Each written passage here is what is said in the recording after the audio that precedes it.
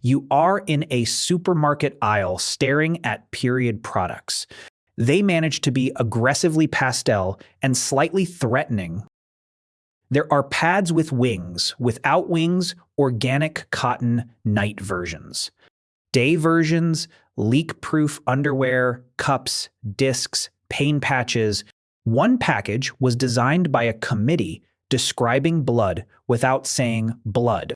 Now, remove the aisle, remove the store, the plumbing, the trash can, the washing machine, the underwear drawer, the pharmacy, the hot water bottle, the ibuprofen, the private bathroom, and the expectation that your day can be reorganized.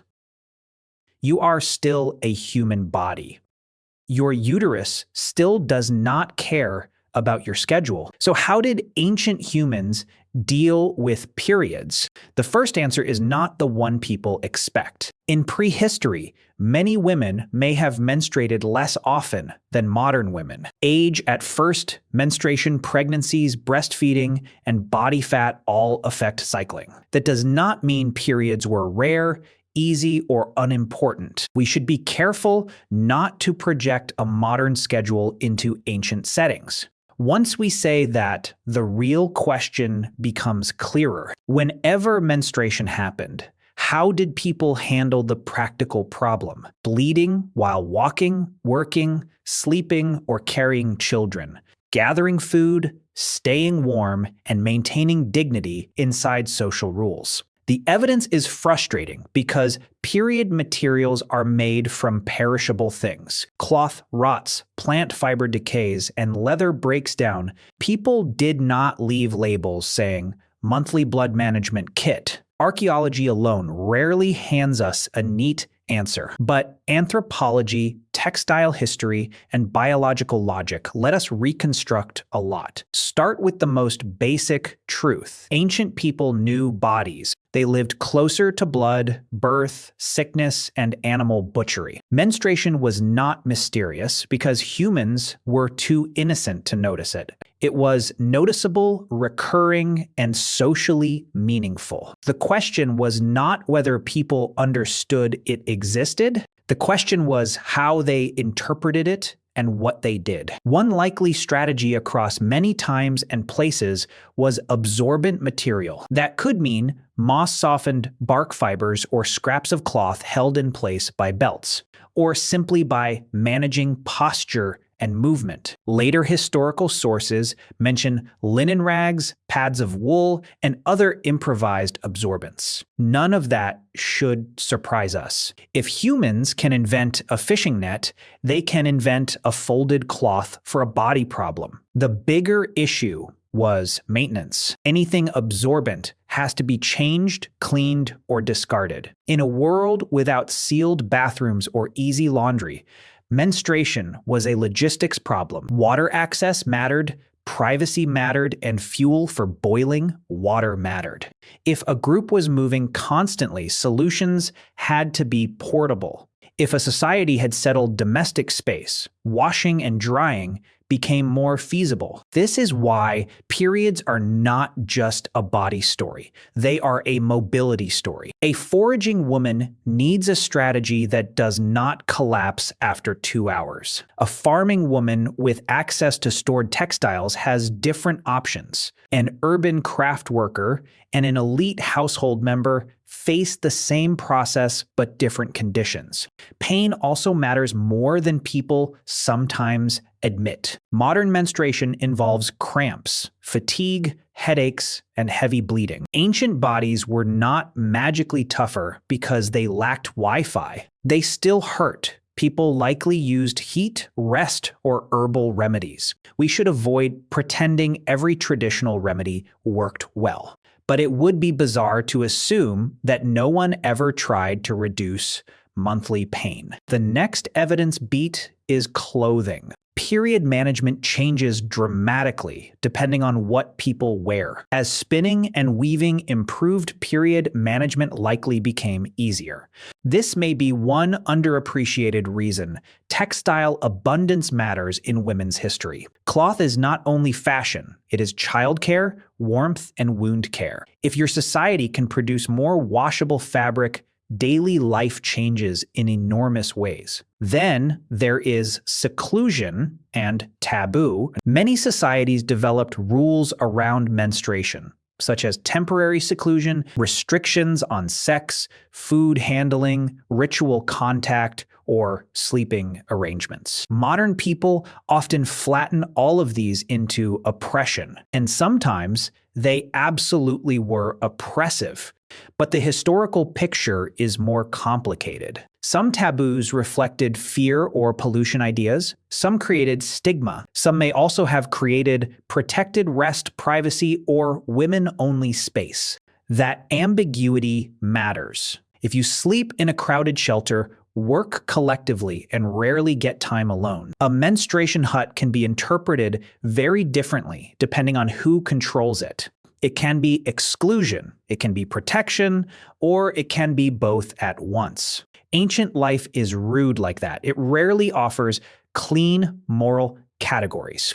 We should also talk about blood loss itself. In populations facing nutritional stress, heavy menstrual bleeding could be draining. Iron loss matters, and fatigue matters. If someone was already balancing pregnancy, breastfeeding, and hard labor, menstruation was not a symbolic inconvenience. It was a significant physiological event. That is one reason social support matters in this story.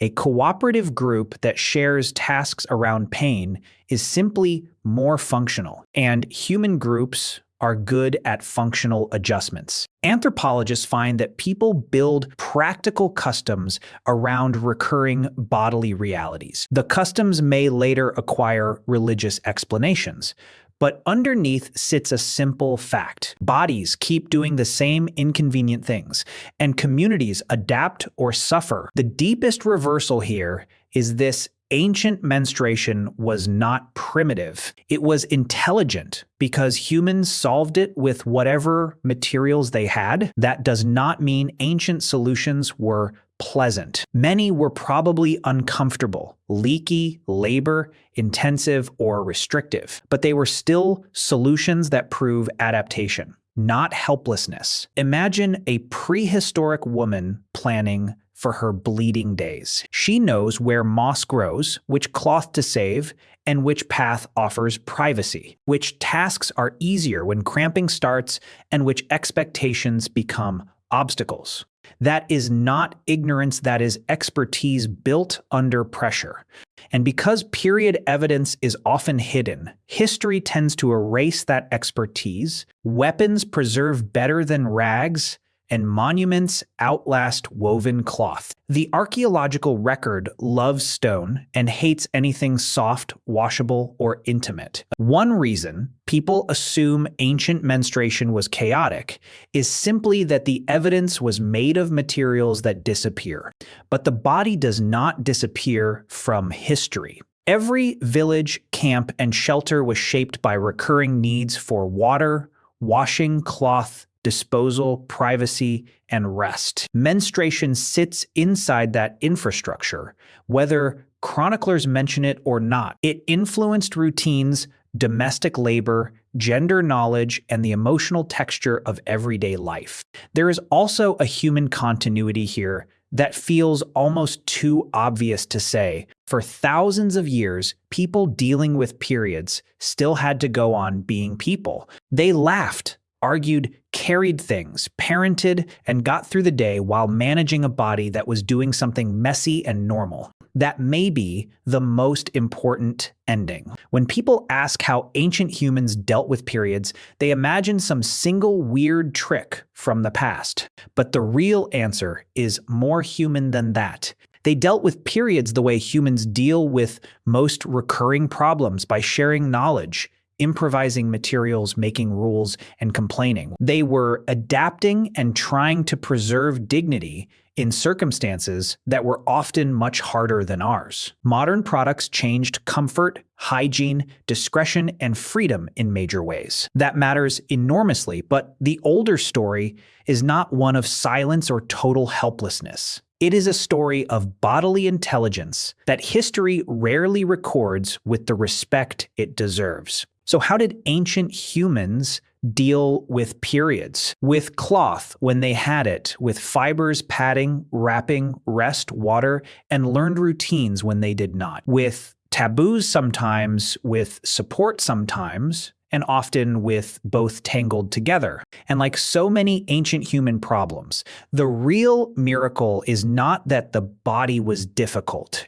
It is that people kept building practical lives around that difficulty generation after generation. This was long before anyone could buy a box of anything under fluorescent lights. Tell me another everyday body question from ancient history that people almost never ask. Those are usually the ones hiding the most interesting human stories. One more piece of context makes the whole story even more human. Knowledge about menstruation was probably transmitted person to person far more than object to object. A spear can outlast its maker. A clay pot can be dug up. A monument can loom over centuries, but much of period knowledge disappears. It lives in demonstration, timing, whispered advice, and small adjustments. Which plants are soft enough, which cloth irritates less. How to fold material so it stays in place while walking. What to eat when you feel faint, or which relative to ask. That is infrastructure too, just made of relationships instead of stone. This means ancient period management was tied to female social networks. Where women had strong bonds, help could circulate effectively. Where they were isolated or controlled, the process became harder.